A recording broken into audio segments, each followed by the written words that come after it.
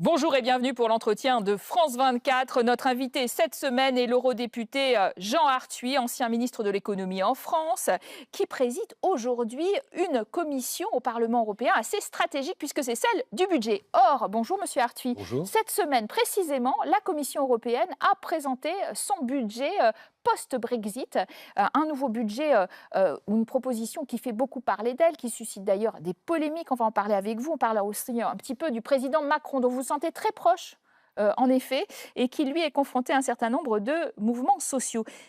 Alors, un budget post-Brexit, d'ailleurs, il faut savoir qu'on a perdu 10 milliards d'euros avec le départ par an, avec le départ des Britanniques.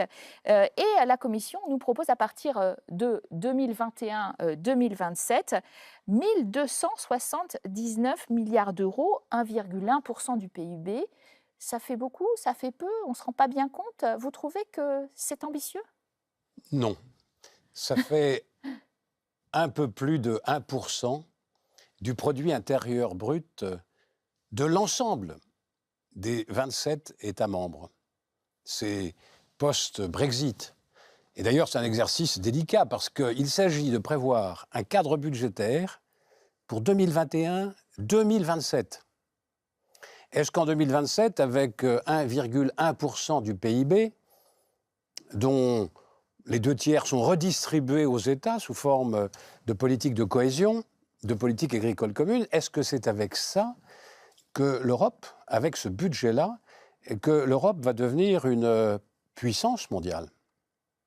Or, aujourd'hui, 1,11, c'est le chiffre, plus 1,11% du PIB. Mais il y a un petit arrangement. Parce que pour la première fois, on agrège au budget de l'Union européenne, c'était d'ailleurs un souhait du Parlement européen, le Fonds européen de développement, 31 milliards. Donc, ça donne l'impression qu'on a augmenté alors que ce n'est pas le cas. En fait, d'un certain point de vue. On a augmenté en fait de 1,08, on est à 1,08, 1,09, mais on n'est pas à 1,11. Pourquoi se battre la fourchette, justement, de ce qui était espéré Oui, par le Parlement, etc. Est-ce que ça n'a pas à voir avec une certaine grande coalition en Allemagne qui est beaucoup plus pingre que prévu ? En tout cas, je me souviens du discours sur l'état de l'Union prononcé par le président Juncker au mois de septembre 2017. Il parlait de 1,2% du PIB. Et nous en sommes loin. Alors bien sûr, il y a des avancées qui sont plaisantes. D'abord, on présente autrement le budget, c'est plus clair. Les citoyens européens comprendront mieux les objectifs poursuivis par l'Union européenne. Ceci est positif. Mais par exemple, vous êtes français par ailleurs, j'ai oublié de le mentionner, mais la PAC va baisser de 5%. Et déjà, le ministre de l'Agriculture... En fait, sensiblement plus. Sensiblement plus. Là Dites encore, que c'est scandaleux. Est-ce que vous êtes d'accord avec cette idée qu'il ne faut pas toucher à cette politique sanctuarisée qui représente encore 40% Je trouve qu'on va créer des polémiques, de l'acrimonie. On va mettre en cause l'Europe. Or, en fait, de quoi s'agit-il ? La Commission, je pense, a voulu se conformer aux souhaits des États membres, sans doute de l'Allemagne et de sa coalition. Et donc, on serre le budget. Mais on veut trouver des éléments de langage pour dire qu'on va s'occuper des frontières, parce que le problème des migrations va certainement être largement évoqué à l'occasion des élections qui auront lieu dans 1 an pour le Parlement européen. On veut être présent dans le domaine du digital pour échapper à l'impérialisme du GAFA, des sociétés américaines, des multinationales. Et même dans la défense européenne. J'ai envie de la dire, défense. Et d'ailleurs, est-ce que Macron, il est tout à fait clair sur cette histoire ? Parce qu'il nous dit, oui, moi je veux investir justement dans l'innovation, vous le dites très bien, dans la défense, dans la protection des frontières, etc. Mais je défends quand même la PAC. Est-ce que ça n'est pas lui qui a renoncé à ce que notre agriculture européenne soit finalement financée à la même hauteur que les années précédentes ? D'abord, la Commission vient de rendre publique sa proposition de cadre financier post-Brexit, 2021-2027. Ce n'est pas la Commission qui décide. La décision est dans la main. Qu'est-ce qu'il veut, le président français ?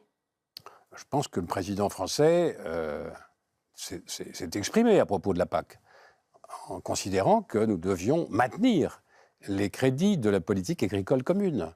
Il faut bien voir que la politique agricole commune et les fonds de cohésion, de la politique Qui de baisse cohésion, aussi, hein. c'est-à-dire la solidarité, qui baisse aussi, c'était jusqu'à maintenant pratiquement 80% du budget de l'Union européenne.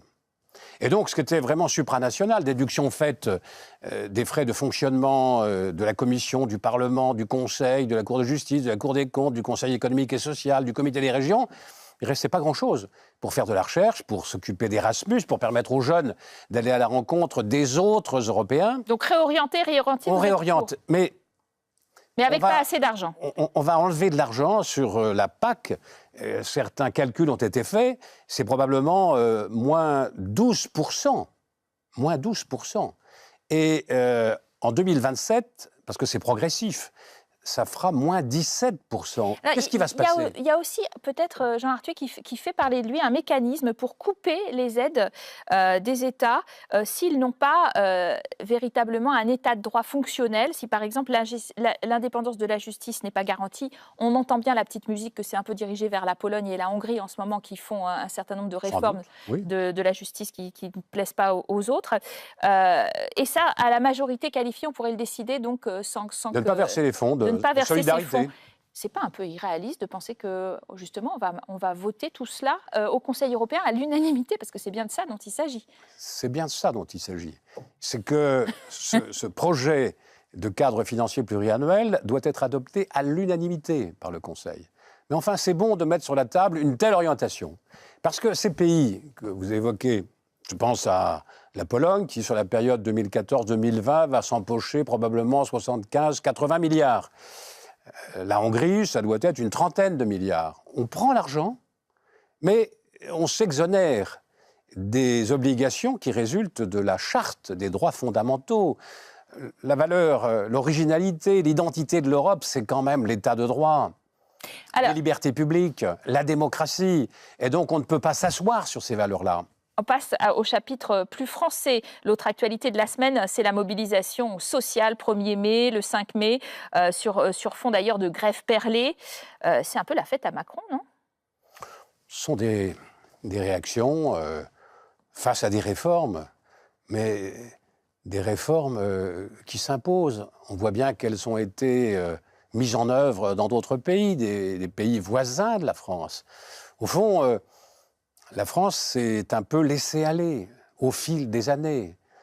Des petites lâchetés, des conventions un peu démagogiques, une facilité.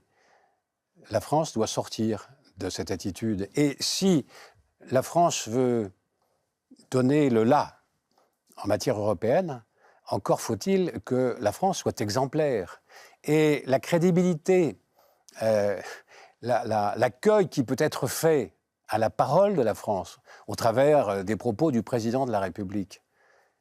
La crédibilité est largement fondée sur la capacité du gouvernement français à engager les réformes et à les mener à bien. Donc, je comprends qu'il y a des réactions ici et là, mais malgré tout... Le président se défend d'ailleurs d'esquiver les manifestations en étant très présent à l'étranger. Vous souhaiteriez plus présent en France? Écoutez, il y a un gouvernement. Il ne faut pas que le président s'occupe de tout. Le président est celui qui porte la parole de la France. Et ce que je constate avec une certaine fierté, c'est que la France a retrouvé sa place sur la scène européenne, mais également sur la scène mondiale. Les visites qui s'enchaînent donnent de la crédibilité à la parole française et à sa capacité d'influence. Puisqu'on parle de mouvements sociaux, j'ai envie de vous poser la question un petit peu. On est sur le cinquantenaire de mai 68. Vous étiez où en mai 68? En 68, moi j'étais étudiant. Je terminais l'Institut d'études politiques à Paris, mais je travaillais pour payer mes études. Et j'avoue que je ne comprenais pas toujours très bien ce qui s'accomplissait.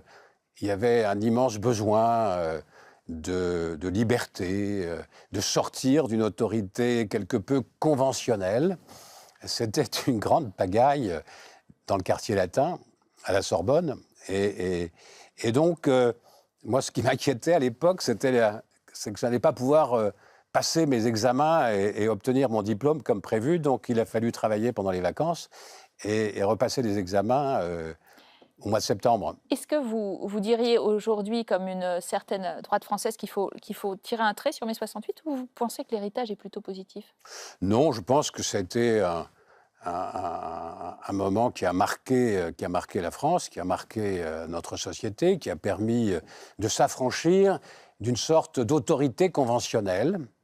On a introduit une démarche plus participative et chacun a compris qu'il avait aussi une part de responsabilité en sa qualité de citoyen. Les conséquences que j'en avais tirées à l'époque, c'est que dans la commune où j'ai passé mon enfance, j'avais créé une jeune chambre économique parce que j'estimais qu'il fallait que les citoyens participent au débat sur l'avenir des collectivités territoriales. Et probablement que ceci m'a donné la tentation d'être candidat aux élections municipales à Château-Gontier, dans la Mayenne, en 1971. Mai 2018 ? Rien à voir? Je ne crois pas. Je ne crois pas que ce soit le même phénomène. Ce que j'observe, c'est qu'on a maintenant affaire à des casseurs qui viennent se mêler aux manifestations, qui se déplacent d'un point à un autre, qui traversent la France pour casser du flic, pour attaquer les symboles de la société, du capitalisme, de l'économie mondialisée. Je regrette beaucoup ce 1er mai qui a donné une triste image de Paris. Les casseurs ont confisqué la communication aux travailleurs qui souhaitaient célébrer le 1er mai, même si les travailleurs avaient eu du mal à trouver l'unité syndicale en la circonstance. Merci en tout cas, Jean Arthuis, d'avoir été notre invité aujourd'hui. Merci à vous d'avoir suivi l'entretien de France 24. À très bientôt à tous. Vous restez sur notre antenne.